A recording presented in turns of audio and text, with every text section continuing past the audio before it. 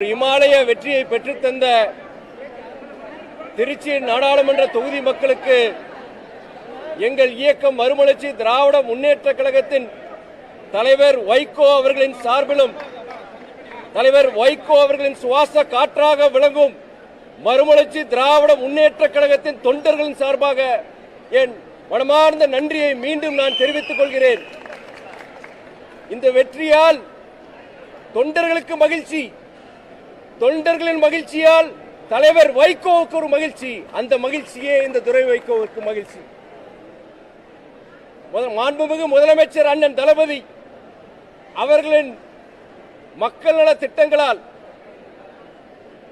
அது ஏழை எளிய மக்களுக்கு சென்றடைந்ததால் இன்றைக்கு திருச்சி உட்பட புதுவை உட்பட 40க்கும் 40 என்ற ஒரு மிகப்பெரிய ஒரு இமாலய வெற்றியை தமிழ்நாட்டு மக்கள் பெற்று தந்துள்ளார்கள்.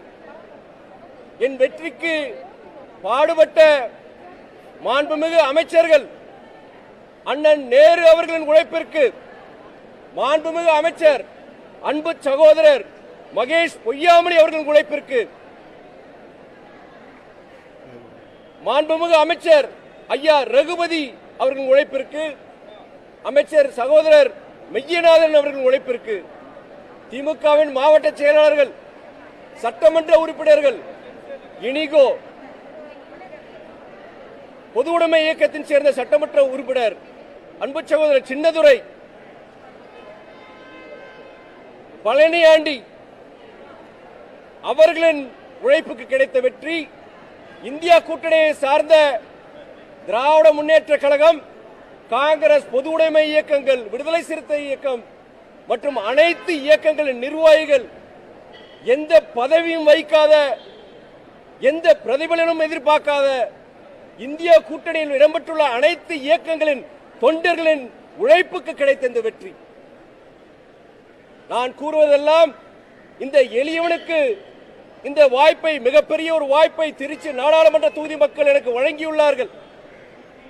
அவர்களின் நம்பிக்கையை நிறைவேற்றும் வகையில் என்னால் முடிந்த மட்டும் அமைச்சர்களின் வழிகாட்டுதலில், நமது முதலமைச்சர் அவர்களின் வழிகாட்டுதலில், மூத்த நாடாளுமன்ற உறுப்பினர்களின் வழிகாட்டுதலில் இந்த எளியவன் துரை வைகோ பாடுபடுவேன்.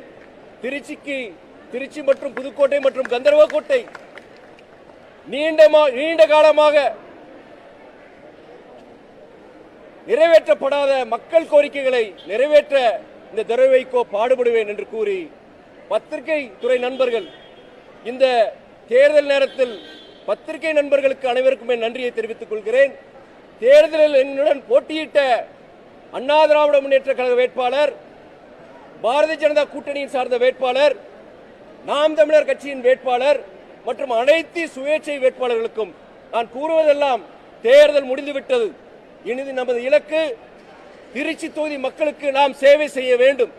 கட்சி எல்லைகளை கடந்து, அரசியல் சித்தாந்தங்களை கடந்து நாம் ஒன்று சேர்ந்து திருச்சி மக்களுக்காக நாம் பாடுபடுவோம். நன்றி, வணக்கம்.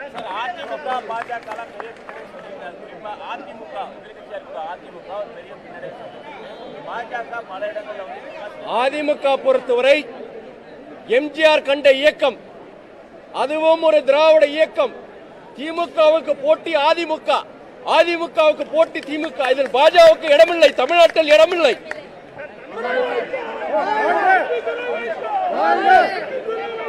அண்ணா